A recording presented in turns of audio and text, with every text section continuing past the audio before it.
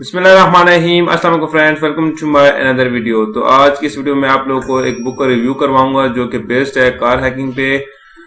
इस बुक का नाम है the car hacking handbook, a guide for the penetration tester. ठीक है, मतलब कार हैकिंग भी एक पेंटेशन टेस्टर है। इस बुक में बहुत मजे मजे की चीजें हैं, आप लोग यहाँ पे देख सकते हैं।